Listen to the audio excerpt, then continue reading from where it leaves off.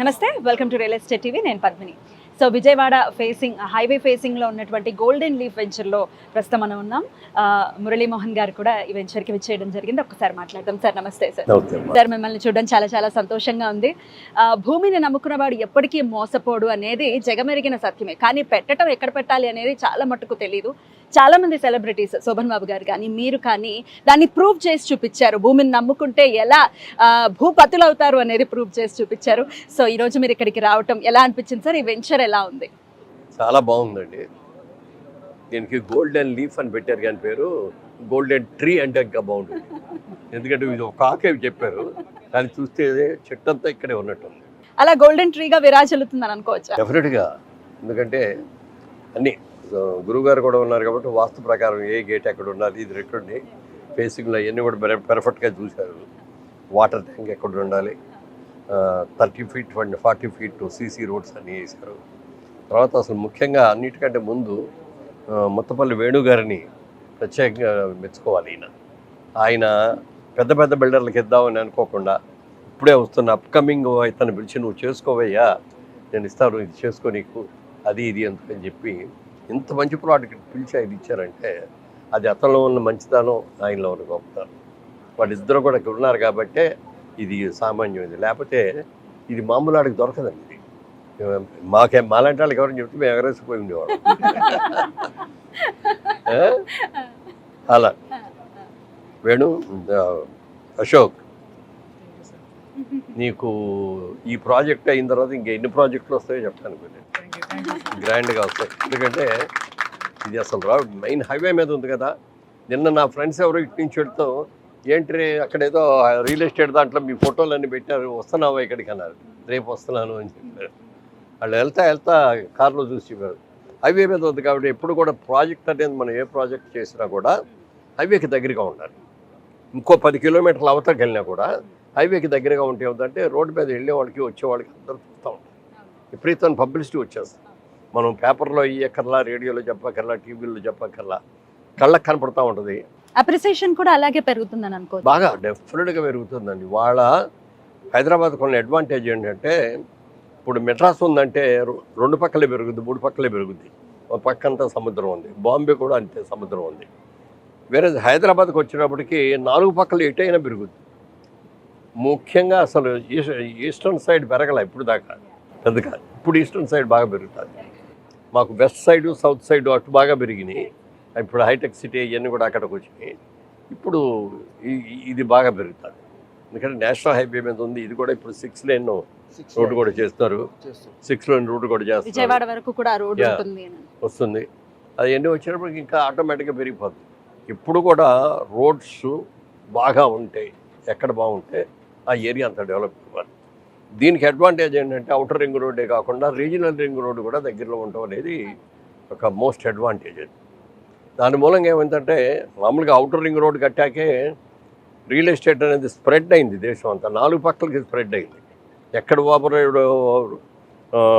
Outer ring road ఉందో outer ring road దగ్గర అటు ఇటు ఉన్న పొలాలు అందరూ కొనేసుకున్నారు. ఫ్యూచర్లో బాగా పెరుగుతుందని.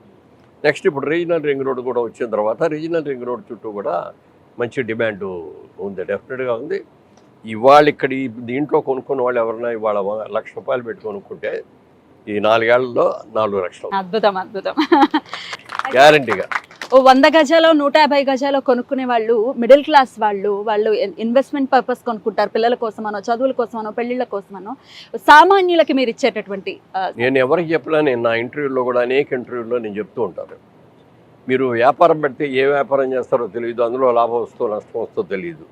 లేకపోతే షేర్స్ కొన్నారనుకోండి, షేర్స్ పెరుగుతాయో తెలియదు, మొత్తం జీరో అవుతాయో తెలియదు. బ్యాంకులో వేసినా కూడా వచ్చే వడ్డీ మరీ టూ మచ్. ఇప్పుడు మరి 6%, 7% ఇంట్రెస్ట్ కూడా రావట్లా. దాన్ని అన్నిటికంటే కూడా భూమిని నమ్ముకున్నారనుకోండి, భూమి పెరిగేదే తప్ప తరిగేది కాదు. కానీ ఎక్కడ పెట్టాలో అనేది కన్ఫ్యూజన్ ఉంటుంది. అది దాంట్లో సెలక్షన్ ఇట్లాంటి మంచి నేల.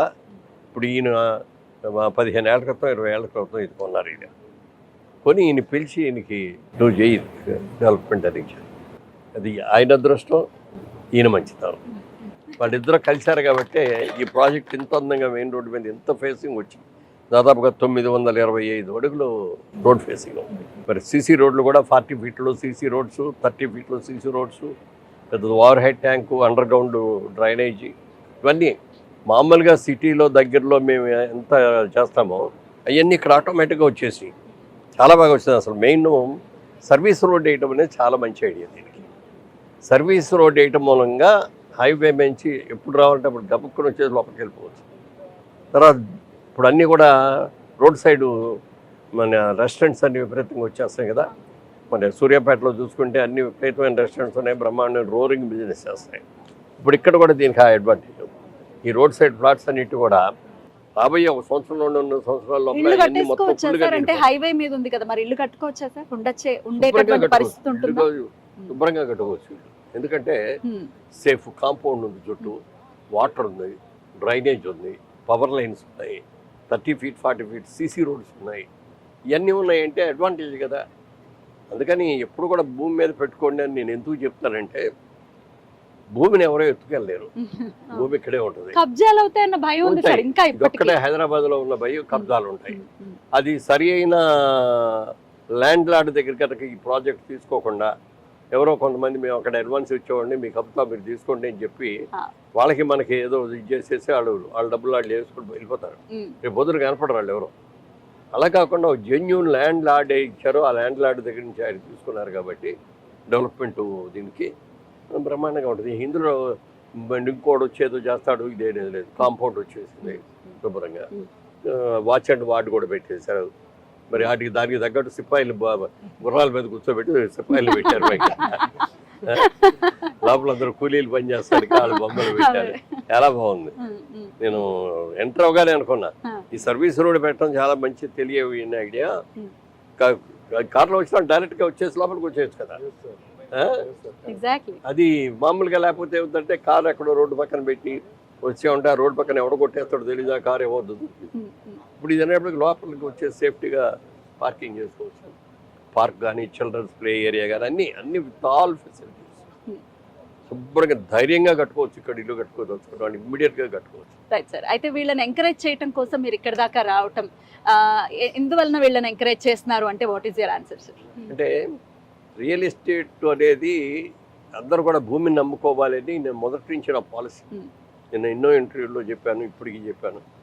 చాలామంది ఎక్కడికి వెళ్ళినా కూడా, సార్ మీ ఇంటర్వ్యూ చూసామండి, మీరు చెప్పింది మేము ఫాలో అయ్యామండి, మేము ల్యాండ్ కొనుక్కున్నామండి, అది బాగా పెరిగిందండి, ఇప్పుడు మళ్ళీ ఇంకో చోట ఇంకోటి కొంటున్నామండి, మాకు చాలా థ్యాంక్స్ అండి అని చెప్పి చెప్తా ఉంటారు చాలామంది. ఇందులో చెప్పిన వాళ్ళలో ప్రొడ్యూసర్లు ఉన్నారు, ఆర్టిస్టులు ఉన్నారు, టెక్నీషియన్స్ ఉన్నారు, లేకపోతే మంచి మంచి జాబ్స్ చేసేవాళ్ళు ఉన్నారు, ఎంతోమంది చెప్తారు నాకు. అవన్నీ చెప్తారు నాకు ఆనందం. నేను ఎందుకు ఇంటర్వ్యూలు చేయడం కానీ ఫంక్షన్లు చేయడానికి రావటం అంటే 10 మందిలో కూడా అవేర్నెస్ తీసుకొచ్చి మీరందరూ దీంట్లో ఇన్వెస్ట్ చేయండి, భూమి మీద ఇన్వెస్ట్ చేయండి, ప్రతి ఒక్కరికి సొంత ఇల్లు కావాలనేది ఉంటుంది. ఆ సొంత ఇల్లు మనం గబుక్కుని రమ్మంటే రాదు. ముందు మన దగ్గర డబ్బులు ఉండవు. అందుకని ముందు ఒక సైట్ 200 గజాలు 300 గజాల సైట్ కొనుక్కున్నాం. డబ్బులు ఉన్నప్పుడు కట్టుకుంటాం, చిన్న ఇల్లు పెద్ద ఇల్లు కట్టుకుంటాం. ఒకవేళ కట్టుకోలేకపోయాం అనుకోండి, ఈ భూమి ఇంకో 10 ఏళ్ళ 10 రెట్లు పెరుగుతుంది. పిల్లలకి చదువుకులు పనికి రావచ్చు, పిల్లల పెళ్ళిళ్ళకి పనికి రావచ్చు, దేనికైనా పనికి వస్తుంది. నిర్భయంగా ఉండొచ్చు. ఇక్కడ కాంపౌండ్ కూడా ఉంది కాబట్టి మెయిన్ రోడ్డు, దొంగలు పడతారని కానీ ఇంకో భయం కానీ ఇంకోటి కానీ ఉండదు. అందుకని ప్రాజెక్ట్ నాకు చాలా బాగా నచ్చింది. డెఫినెట్గా మంచి సైటు. మరి తప్పకుండా అశోక్ గారు ఈ ల్యాండ్ అయిన తర్వాత, ఈ ప్రాజెక్ట్ అయిన తర్వాత మీకు చాలా ప్రాజెక్టులు వస్తాయి. ఎవరికి వాళ్ళే ఇప్పుడు వేణు గారు వచ్చినట్టుగానే మీ దగ్గరకు వచ్చేసి మాది కూడా చేసిపెట్టి బాబు, మాది కూడా చెయ్యి అని అడుగుతారు. సార్, ఇతర హైవేలతో పోలిస్తే విజయవాడ హైవే ఒకంత తక్కువగా నడుస్తోంది అనే మాట వినపడుతుంది సార్, దీన్ని మీరు ఏకీభవిస్తారు? అదే అది చెప్తా. ఇప్పుడు వెస్టర్న్ సైడ్ ఎక్కువ అటు హైటెక్ సిటీ అనేది అక్కడ కట్టారు. అప్పుడు జూబ్లీ హిల్స్ దాటిన తర్వాత ఏముండేది కదా. మేము అక్కడ వెంచర్ చేసాం శిల్పారావం పక్కనే. ఆ వెంచర్ చేసినప్పుడు జూబ్లీ ఎన్క్లేవ్ అని పేరు పెట్టి ఇట్లాగే మంచి రోడ్స్ ఇవన్నీ చాలా బాగా చేసాం. ఇది ఏ సంవత్సరంలో సార్? అది 98. అప్పుడు పెట్టి చేస్తే మేము ఎంత కమ్మేమో తెలుసండి. అది గజం 750 రూపాయలకి అమ్మాం. ఇవాళ ఎంతో తెలుసా?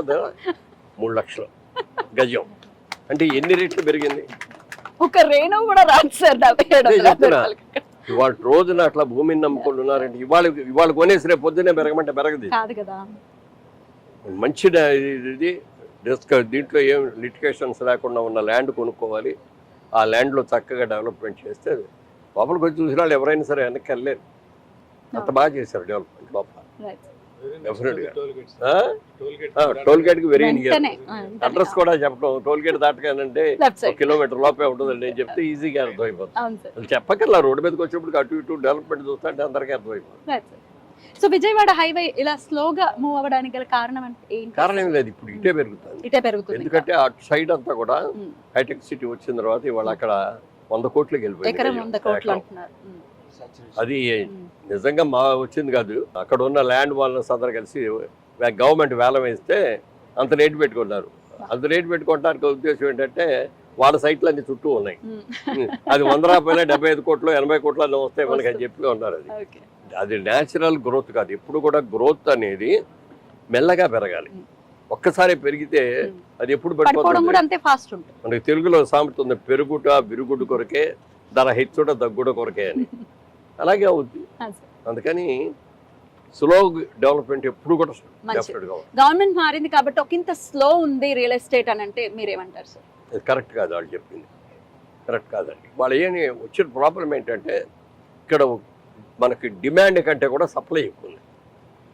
ఇప్పుడు సపోజ్ 1000 అపార్ట్మెంట్స్కి డిమాండ్ ఉందనుకోండి, 10,000 ఉంది కట్టుతున్నారు. సో అందుకని ఏముందంటే కొంచెం బ్రాండ్ నేమ్ ఉన్న వాళ్ళకి కానీ, మొదటి నుంచి చేస్తున్న వాళ్ళకి కానీ, లేకపోతే మంచి ప్రాజెక్టులు చేస్తున్న వాళ్ళకి కానీ వాళ్ళకి తొందరగా అవుతుంది. కొత్తగా వచ్చిన వాళ్ళు సరిగ్గా ల్యాండ్ లోపల ఉన్నాడు అట్లాంటి వాళ్ళకి లేట్ అవుతుంది. కానీ అవుతుంది. ఈ వయసులో కూడా ఇంతే అందంగా, ఇంతే ఎనర్జెటిక్ గా, ఇదే మంచి హృదయంతో వీళ్ళని సపోర్ట్ చేయాలని వచ్చారు. చాలా చాలా కృతజ్ఞతలు సార్. అంటే మంచి హృదయంతోనే ఉండాలండి ఎవరైనా సరే.